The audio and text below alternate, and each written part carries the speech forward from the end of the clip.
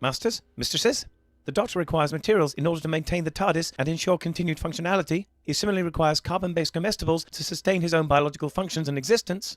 Master would never say this, but he requires aid beyond that supplied by this unit in order to acquire these. To aid the Doctor in his various tasks and creations, this can be most effectively achieved via Patreon or Substack subscriptions, or through donations directly to PayPal. Or if you desire physical goods in return for your contributions, written accounts of my travels with the Doctor are also available on Amazon. Links are in the description below. Thank you, masters, mistresses.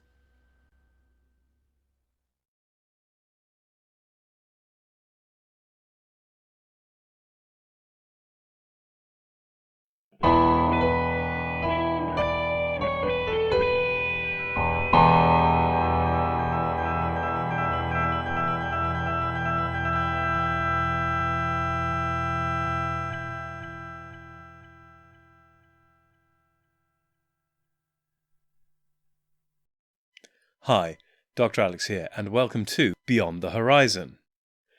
This week we are looking at The Secret of El Dorado.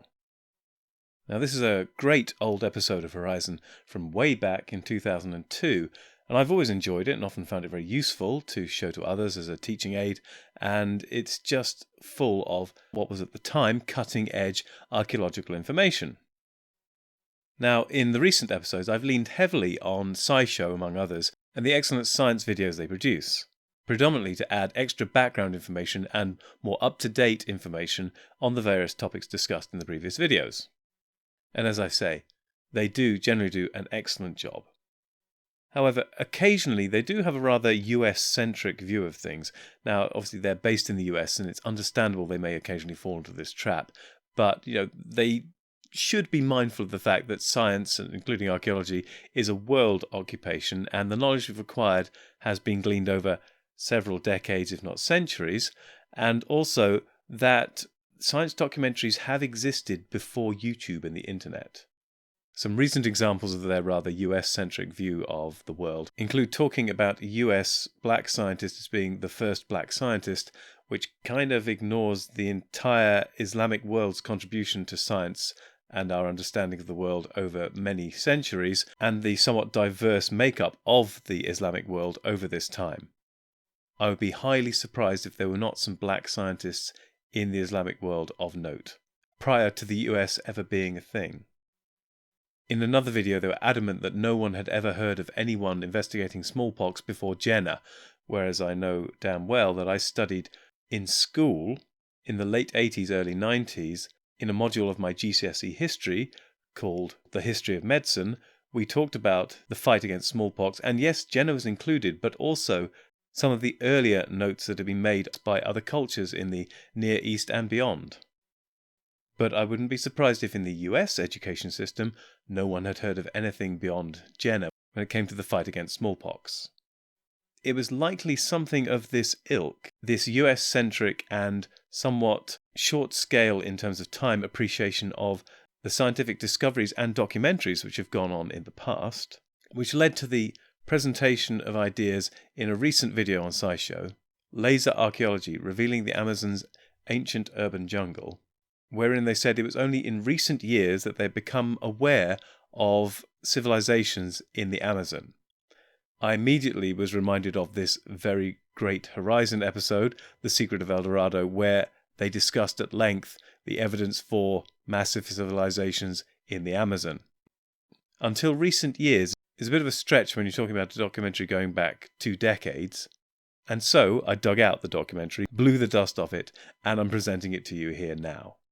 Now, I know I've been having a go at SciShow just now, but never underestimate how much I value and appreciate their efforts to educate and the massively important science programming they're now putting out on YouTube, filling the void that was once filled by BBC's Horizon programme, particularly since the BBC and Horizon have both given up on that enterprise in recent years.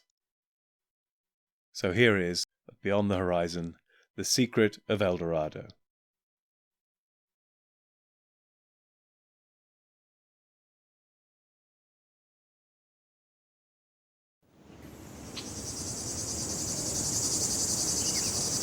The Amazon Basin, August 2002.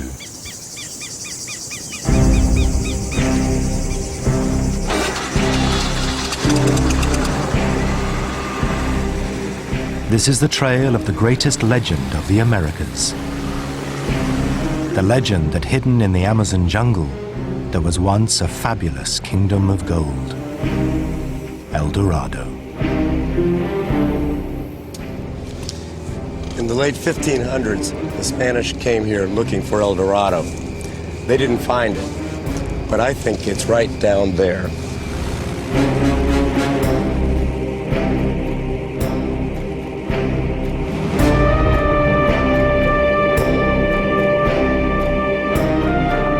This is the story of how archaeologists have uncovered the lost civilization behind the myth of El Dorado. But this was not a kingdom of gold. The secret of the real El Dorado was something far more valuable, something with the power to transform our world.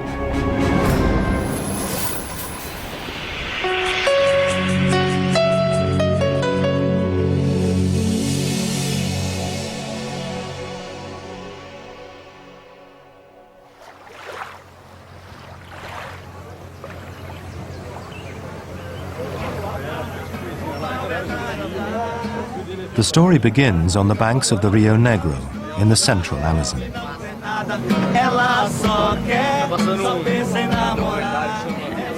A party of scientists is embarking on a voyage which they hope will provide answers to a 500-year-old mystery.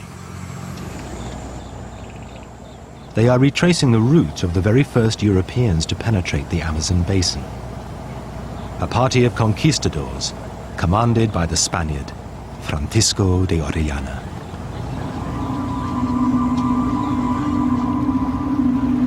What I shall tell will be as an eyewitness, as a man whom God chose to give a part in a strange and hitherto never experienced voyage of discovery. In 1542, Orellana led an expedition deep into the heart of the Amazon. He was searching for El Dorado, the kingdom of gold that Indians said lay hidden in the jungle. For 8 months he drifted through the rainforest. When he finally returned to Spain, he brought with him spellbinding tales of an unknown civilization.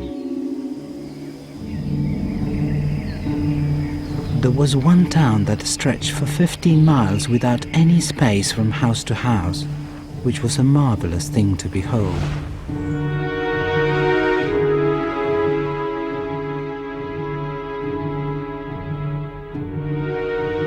There were many roads here that entered into the interior of the land, very fine highways. Inland, from the river, at a distance of 6 miles more or less, there could be seen some very large cities that glistened in white. And besides this, the land is as fertile and as normal in appearance as our Spain.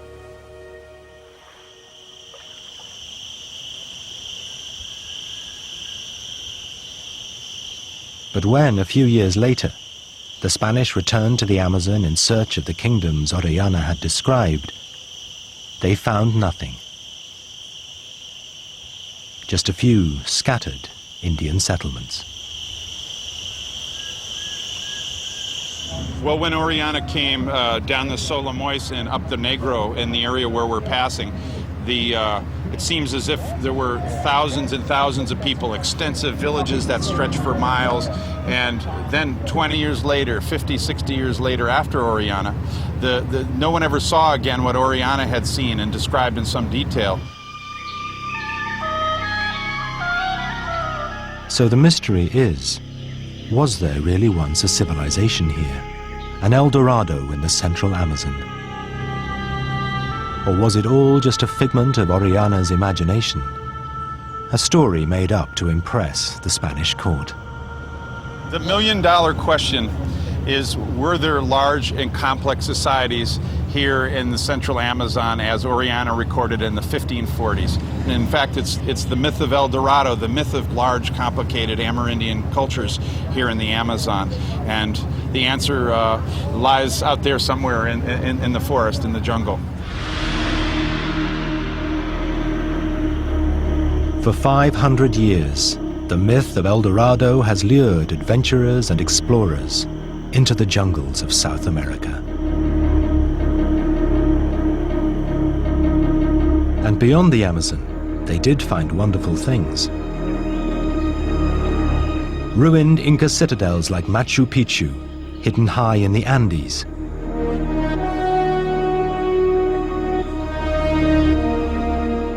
And in Central America, they found the lost cities of the Maya. But in the central Amazon itself, they have never found anything. No pyramids, no temples, just jungle.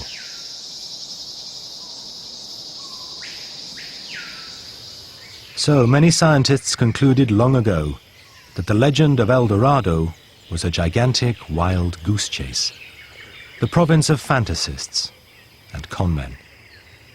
Don't believe these accounts unless you can verify it archaeologically, because these people had other motivations than the truth. Betty Meggers should know what she's talking about. She's worked in the region longer than anyone. She concluded 40 years ago that an Amazonian civilization could never have existed. And she had a compelling scientific theory to prove it. It was all to do with agriculture.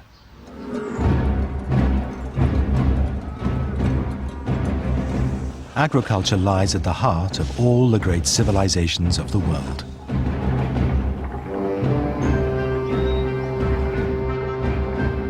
Only intensive agriculture produces enough food to sustain large settled populations.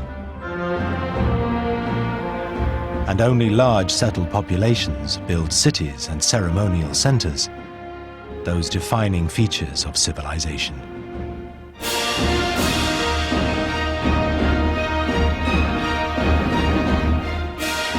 Without intensive agriculture, civilization cannot exist.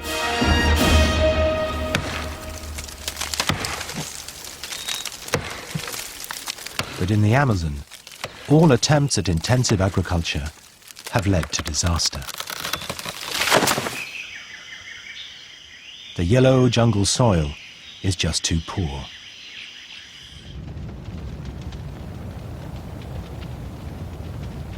Even modern techniques have simply led to ecological catastrophe, with vast swathes of forest being cleared, only for the land to be abandoned. Every effort that we've made to develop sustainable permanent agriculture, I mean, millions of dollars have been spent on efforts to do that, and they've all failed. And so if you're going to believe that the indigenous population had a secret that we haven't been able to discover with all our technology and so forth and so on, you know, that's fine, but what is it?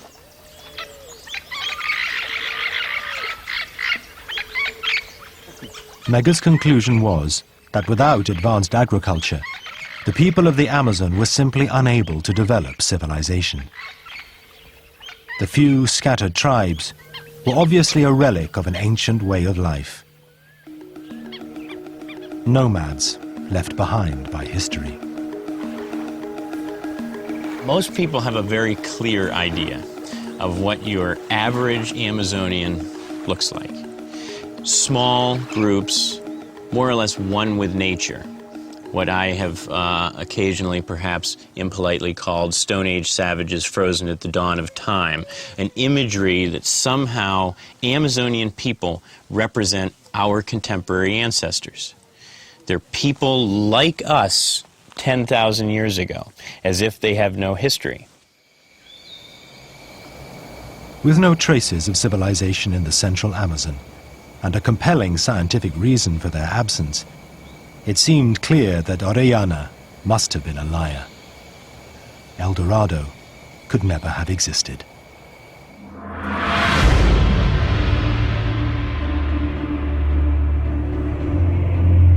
But this traditional view of the Amazon has recently been challenged.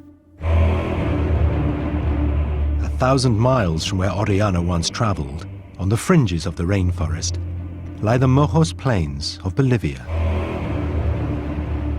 What was discovered in this remote place would begin a revolution in our understanding of the prehistoric Amazon.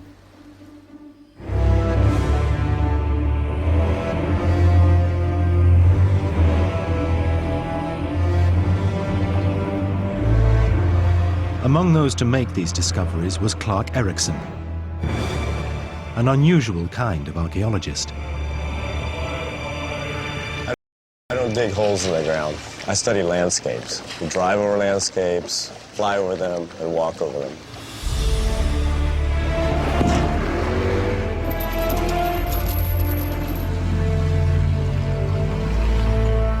Erickson has spent more than 10 years studying the Mojos Plains. It's a very different environment from the central Amazon, but just as harsh. The landscape here is dominated not by rainforest, but by open grassland, known as savanna.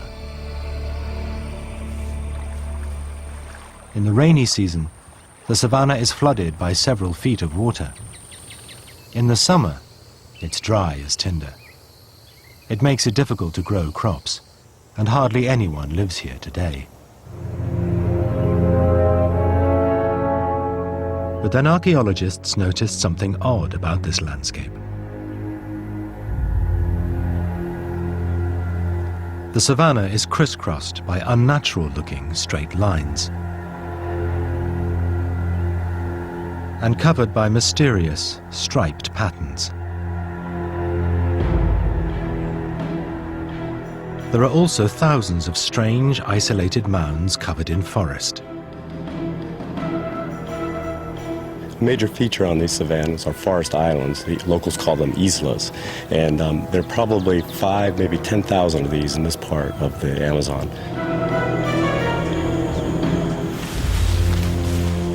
Erickson decided to take a closer look at these forest islands, and inside every one, he found the same thing: signs of human habitation.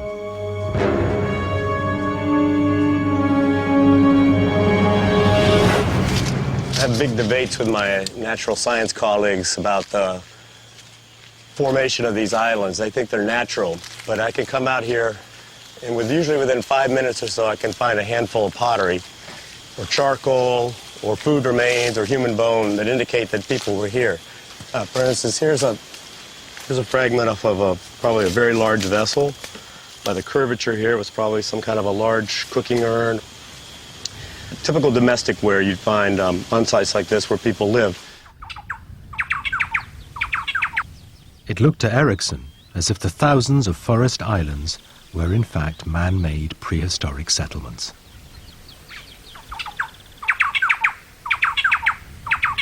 But what kind of society had built them? Then Erickson's colleague, William Ballet, took him to a site he'd found within an area of dense jungle. Hidden beneath the trees was a huge earthen mound. I remember the first time we came out here, and we had no idea how big this was, and it wasn't until the 3rd or 4th day when we got the data off the computer and we could see that it was 18 meters tall. This is the highest mound in the whole area. Look, on that palm, we still have the tree tag. That's the mound was full of ancient pottery. Patterns on the plot as well. Well, it's almost half pottery, half soil. So this is the highest part of the mound, and the quantity of pottery is just incredible here. Look at this. What was striking was the size of many of the vessels. Many of the trees around here. Look at the size of this thing. What were they incising on the inside? Yeah, of the pot? this is a large vessel, probably about a meter and a half, maybe 2 meters across by the diameter of the rim here. And then the grooves are placed inside when the clay is still wet. And they use this as a big grinding platform because there's no stone out here. Oh, okay. So that would have been Vessels this large suggested this was no temporary encampment. We're talking about permanent settled people here. You don't carry these around on your back when you're trekking or doing hunting and gathering. These are village folk, and a lot of these were probably for cooking up not family meals, but cooking up meals for huge groups of people. We're talking maybe parties for thousands of people. So I think that that indicates that there's something going on beyond autonomous villages in this area. We also have some mounds, such as this one, that's much larger, much taller than most of the other mounds, which could be some kind of ceremonial center or possibly a political capital. That was where you had your crime fight. That's very complicated. It was a revolutionary thought. Hidden beneath these trees, Ericsson had found a huge prehistoric settlement and evidence that thousands of people had once gathered here for great ceremonies. These were the characteristics of civilization.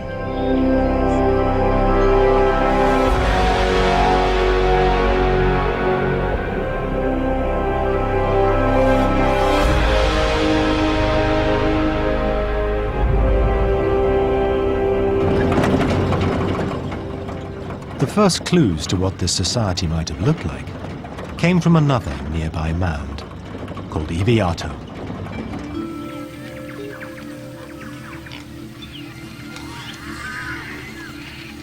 Edirol is still inhabited by an indigenous Indian tribe, the Siriono.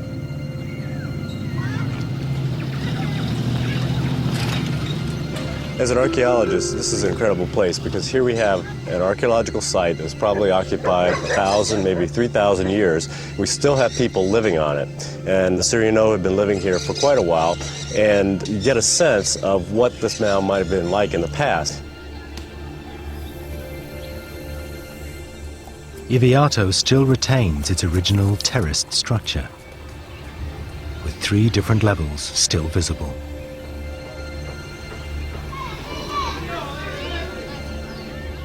It's a 4 to 5 meter tall mound. Its base is probably about maybe 8 hectares or so in size. Typical, you have the original surface and you come up a slight rise to a first platform here, which is very badly eroded, and then you come up farther to the second platform that we're standing on now. And this would have been probably where most of the houses were located, many more than exist here today. Ericsson believes that 1,000 years ago, the main platform of the mound would have been occupied by hundreds of houses, and above them, on the top tier, the focus of the community, a sacred pyramid. A very characteristic on these mounds is that usually not in the center, but at one side of the flat second terrace or third terrace is a pyramid-like structure of earth. And today you see that the Siriono church is on the top of here, but we assume that in the past there probably was a temple on top or some kind of priest's house.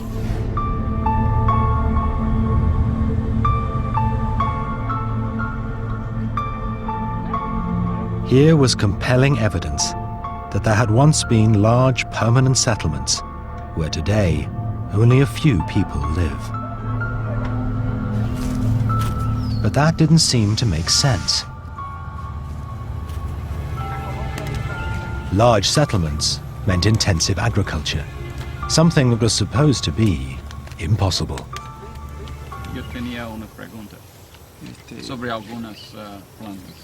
Por ejemplo, But Ericsson's colleague William Belay has found tantalizing clues that long ago the Siriono were cultivating a variety of important crops. para usted me deciden. The Siriono language has some words for domesticated plants that appear to be derived from a language spoken 2,000 years ago, and that was associated with agricultural society. ¿Cómo se dice maíz? These words include the word for achiote, which is a red dye plant. Uruku. It includes the word for cotton. Ninju. They had these words not because they borrowed them from some other people, but because they have retained the cultivation of these plants through time.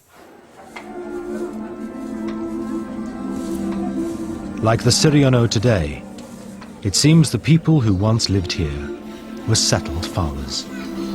They cultivated colorful dyes. They grew and span cotton for their clothes. They lived on carefully engineered mounds above the savanna's seasonal floodwaters and ate staple crops like maize.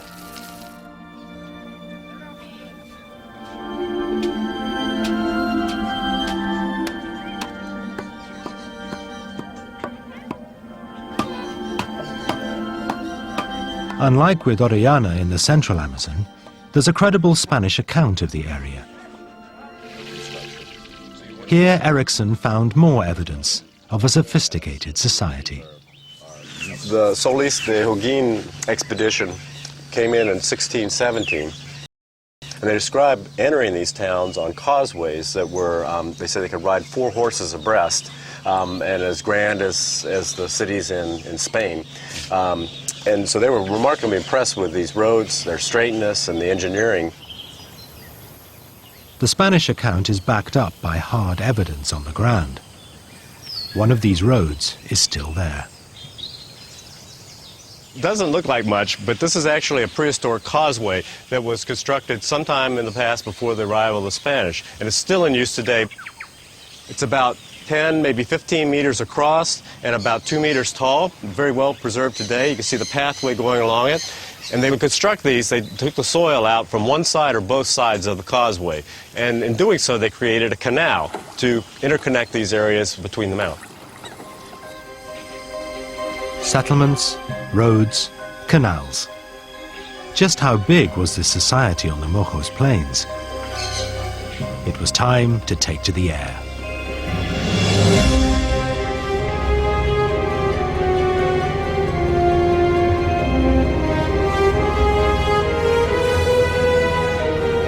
At last it was clear just what the mysterious straight lines were. They were the remains of a vast network of raised roads and canals running between the settlements. So on this forest island in Boweries, you can see 50 to 100 causeways radiating out, connecting it to other forest islands. And the strange striped patterns? These were also prehistoric earthworks, fields deliberately raised up a few feet above the savanna floor.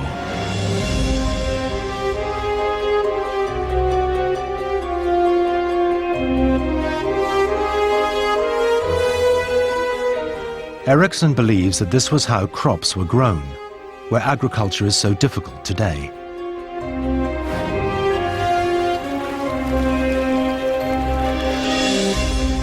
Raised fields would have stayed dry in the wet season. And in the dry season, they were surrounded by shallow canals, a source of year-round irrigation. Raised fields are an ingenious way of cultivating areas that have generally poor soils and also very deep water during the rainy season. Erickson has found that the remains of the raised fields stretch for thousands of square kilometers.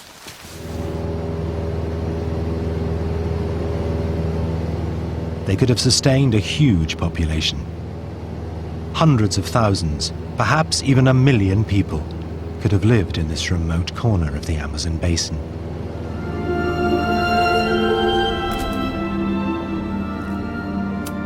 There are times when I've been flying over this landscape and you look down and we see the beginnings of some of the raised fields. We can fly for sometimes 15, 20 minutes, continuous engineered landscape, literally from horizon to horizon in some areas. It's truly spectacular, the scale and immensity of this transformation.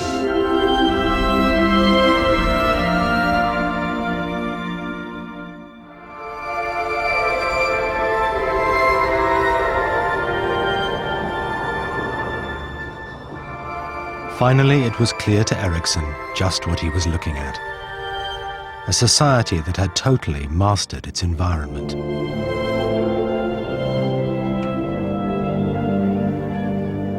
A civilization of builders and engineers, as sophisticated as any in the ancient world.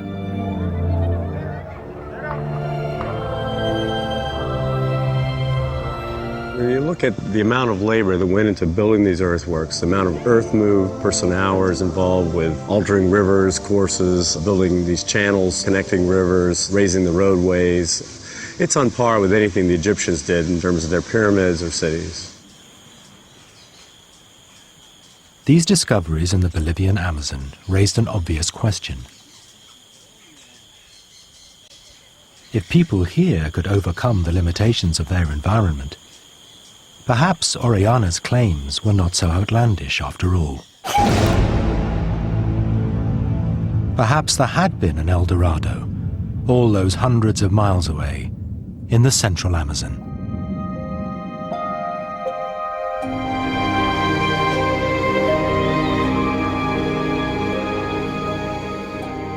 And sure enough, when scientists began to look more closely at the Indian tribes of the Amazon, they found evidence that didn't fit with the idea that these were people who had always been stuck in the Stone Age.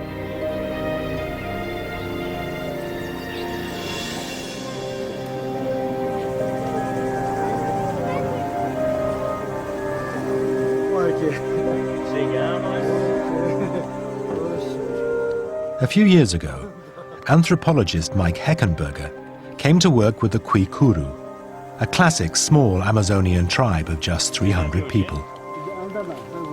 He assumed he would be dealing with a simple society, but what he found was altogether more puzzling. There are several aspects of their social structure that are very, very similar to complex or hierarchical societies elsewhere. For instance, the existence of chiefly individuals who are fundamentally different at birth than non-chiefly individuals. To Heckenberger's surprise, he found that this tiny tribe had a fully fledged aristocracy. The differences in status were expressed mainly through ritual. Some of the flutes, for instance, are only used for the commemoration of chiefly individuals.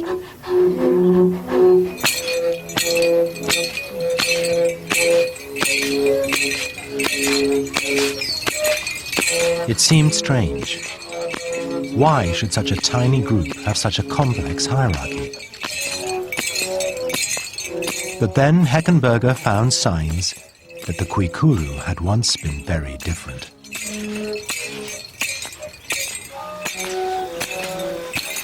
Near to the present-day village, he unearthed the remains of a prehistoric settlement. How's it going, guys? What was significant was its size. The plaza was more or less the size of a contemporary village, but the residential areas surrounding it were significantly larger, well over 10 times the size of a contemporary village. The prehistoric village would have dwarfed the present-day one. And what's more, just as in the Bolivian Amazon, this large village was one of many. Where today there's one village, in the past, in prehistoric times, this village was integrated with other villages as close as 3 or 4 kilometers away. It all suggests that the prehistoric Kwikuru were not a tribe of Stone Age semi-nomads caught at the dawn of time. Instead, they and perhaps other central Amazonian tribes had once lived in large, settled societies. Exactly the sort of societies described by Orellana.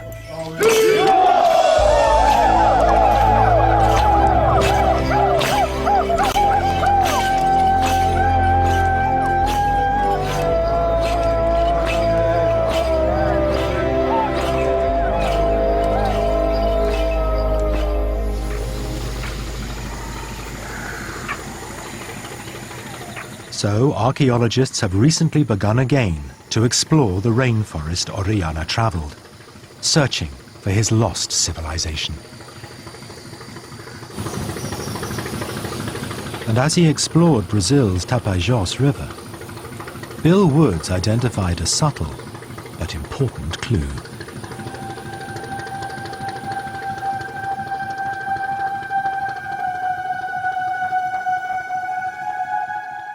It's somewhat difficult to see, but near the top of this low bluff along the Tapajós, we have very dark soil. This is just a very good example of what covers tens of thousands of hectares in the local region. This black soil, or terra preta as the Brazilians call it, is dotted all over the Amazon jungle.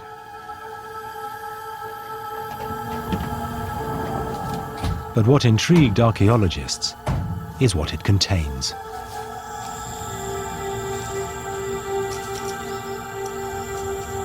You'll see all kinds of things scattered over the ground here. Many of them look like rocks or stones, but in fact they're all artifacts.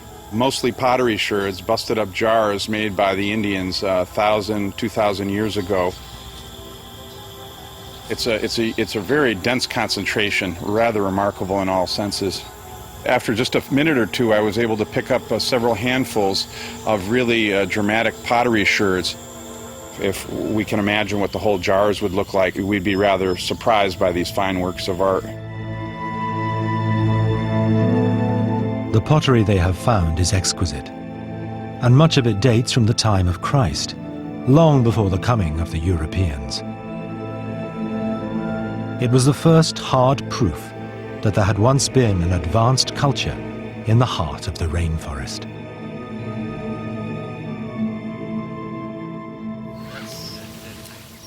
And when they dug down into the Terra Preta, scientists made the most revealing discovery of all. Not only was the black soil full of pottery, but it was almost exactly the same composition as the yellow jungle soil around it, except it had been mixed with organic waste.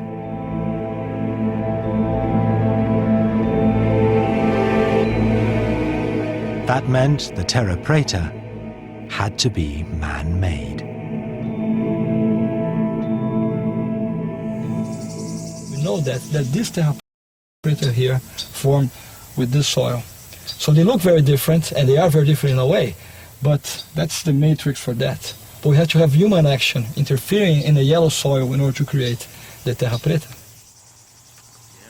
It was the key revelation. It meant that wherever you find Terra Preta, there people had once lived.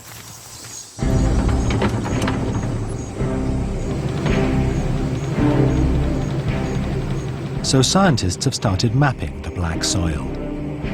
And wherever Orellana reported seeing settlements, there they have found it. All along the banks of the Amazon, up the Rio Negro and down the Tapajos, they are finding the Terra Preta. In all, a massive area, twice the size of Britain.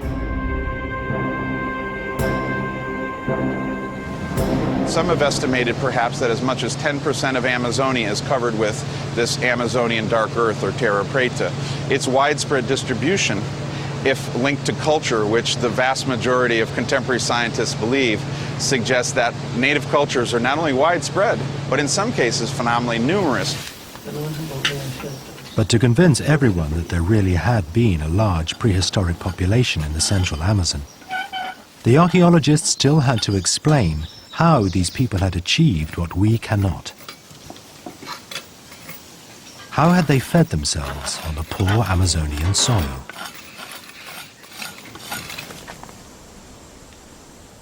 The answer again seems to lie in the Terra Preta. The soil is easy to work and very fertile. We plant papaya, we plant banana, corn, beans and manioc in Terra Preta. Whatever you plant in Terra Preta does exceptionally well.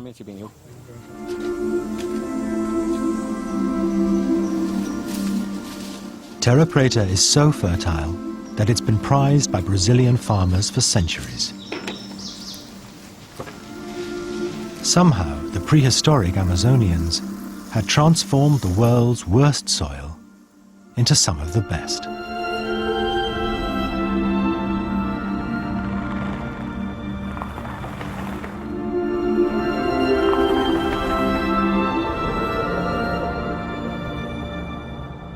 Unintentionally perhaps, maybe intentionally, the native people enriched the soil in and around where they lived, and this in turn enabled them to intensify their agriculture, which then in turn enabled their numbers to grow and become complex. And Orellana and the things he described become more than plausible, very likely in this scenario.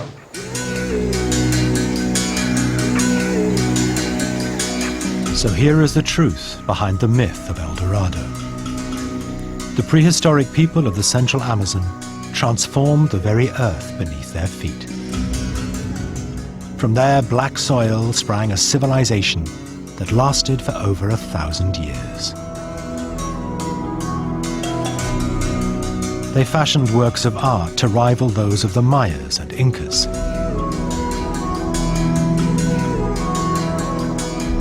They built towns and even cities that spread across the jungle.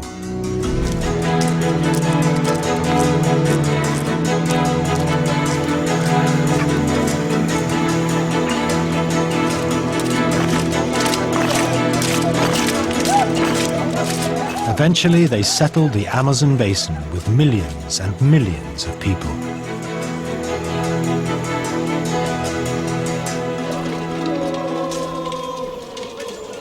It seems Orellana was telling the truth after all.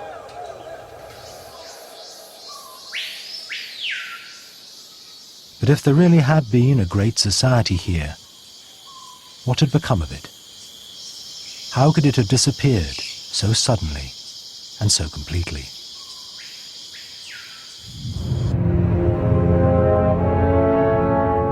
The most likely answer is tragically simple.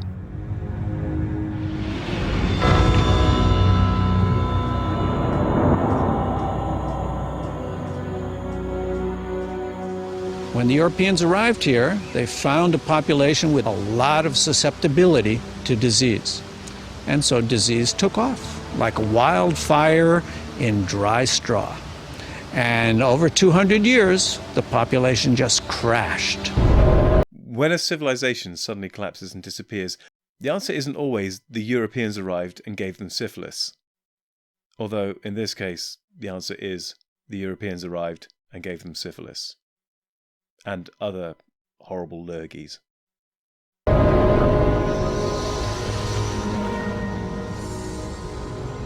Smallpox, influenza, measles. These were the agents of the rapid and complete destruction of Amazonian civilization.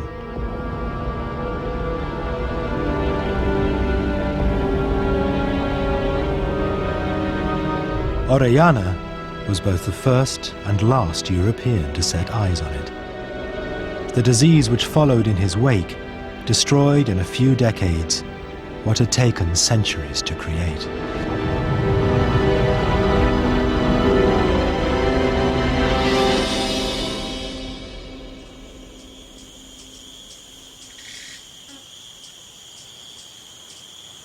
And so a people who once dominated this landscape disappeared almost without leaving a trace.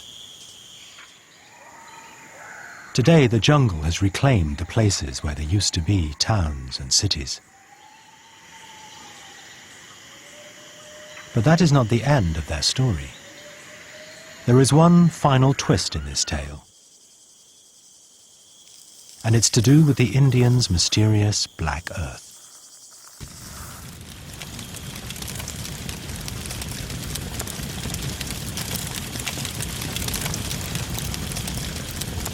Today, the Amazon rainforest is under threat as never before.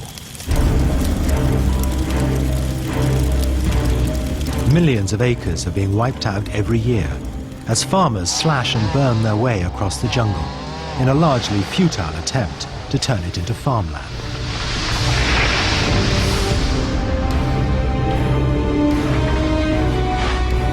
The problem is, once the forest has been cleared, the rain just washes all the goodness out of the soil.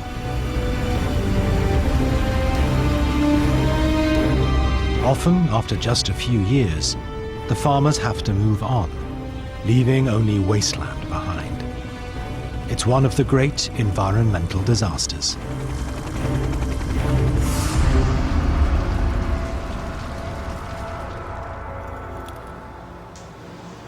But now scientists have started to wonder.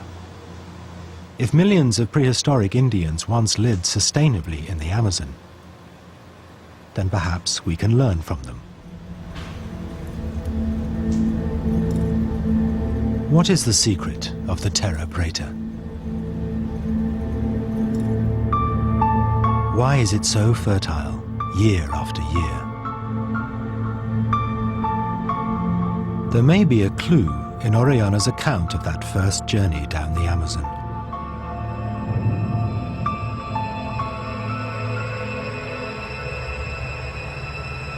we entered the dominion of Aperio in St. John's Day, and already the Indians were beginning to burn over their fields. If Orellana's observation is accurate, then the Indians were using fire, but clearly not in our slash and burn fashion.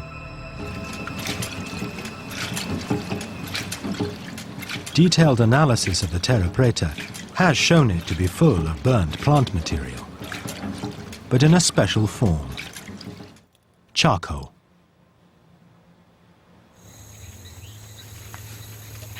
Charcoal is in the area here made largely with earthen kilns, where organic material like these logs are piled up and earthen mounds are built around them, and under partial exclusion of oxygen you get this charcoal. Charcoal is made when you only partially burn the trees and plants. This makes it different to slash and burn, where the plant life and all the nutrients it contains are completely reduced to ash.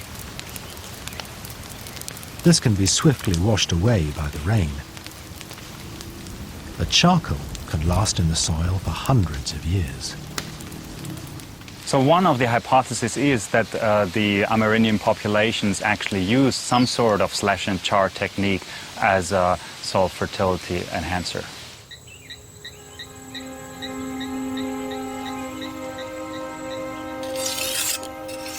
Inspired by the ancient Amazonians, Johannes Lehmann's student, Christoph Steiner, decided to find out exactly what effect ancient slash and char methods could have. So he has planted a series of experimental plots, some with added charcoal, some without. The experiment is still not finished, but already the results have been amazing. On this plot we see what happens if we follow the traditional slash and burn technique. After the first harvest already there's nothing growing anymore, and we have here now the third harvest. Here on this plot we applied mineral fertilizer, but that is not very satisfying. If you look on this, there's almost no yield, almost no grain. A family couldn't live on this. That is not satisfying yield. In comparison to a plot where we applied additional charcoal.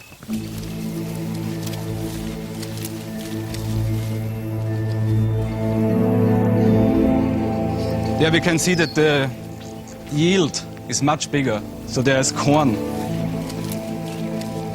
And this is a plot where we applied charcoal and mineral fertilizer. And this combination, last harvest we had an increase in crop production of 880% in comparison to mineral fertilizer without charcoal. An 880% increase in yield is almost miraculous.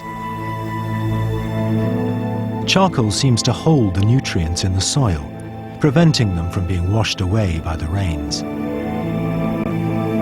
It's a simple trick, but one that Steiner believes could be the key to breaking the destructive cycle of slash and burn, and so reduce the pressure on the rainforest. Increased soil fertility means bigger crop production, and people can use the same piece of land for more time for more crop production and are not forced to clear a new piece of primary intact tropical rainforest. And scientists now believe that terra preta holds yet one more secret.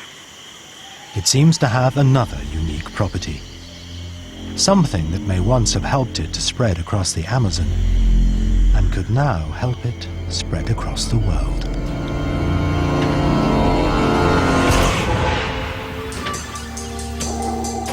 The discovery has been made by Bill Woods. A few years ago he came across a place where terra preta was being mined and then sold on to local gardeners.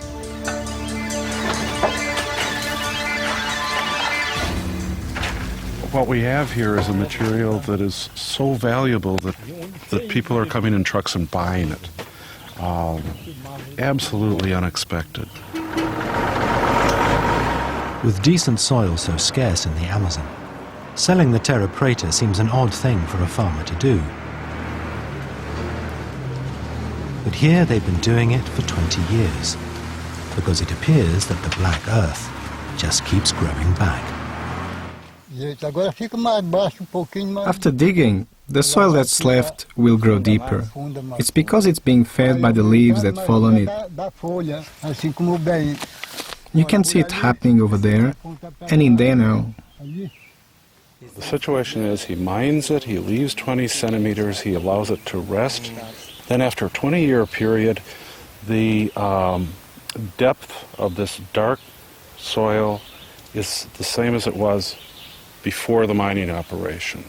This is extremely important in that it strongly suggests that the material is alive and that the biology of this material is the important thing that we're looking at. In this SciShow video, 3 groundbreaking toilets, they do make a nod to Terra Preta, so clearly SciShow are actually aware of Amazonian civilizations, at least to this extent, and hats off to them for mentioning it in this video. If Woods is right, then Terra Preta can, in some mysterious way, reproduce itself, just like a living thing. Scientists are now working to find out how it does it. There are literally tens of thousands of species of bacteria and fungi in the soil. And they suspect that somewhere among them must be unique microorganisms that allow the Terra Preta to grow.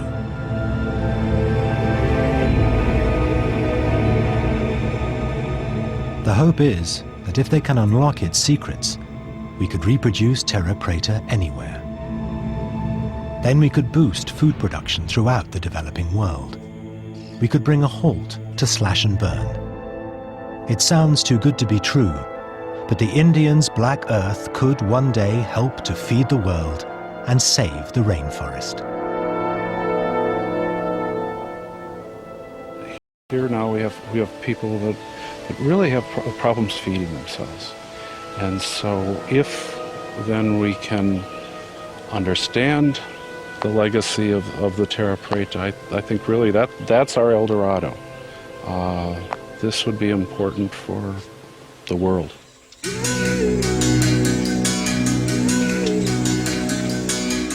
So there is a true irony to the story of the hunt for El Dorado. There was once a great civilization in the Amazon, one the Europeans destroyed, even as they discovered it. But the Amazonians may have left us a legacy far more precious than the gold the conquistadors were seeking. That black earth, the Terra Preta, may mean a better future for us all.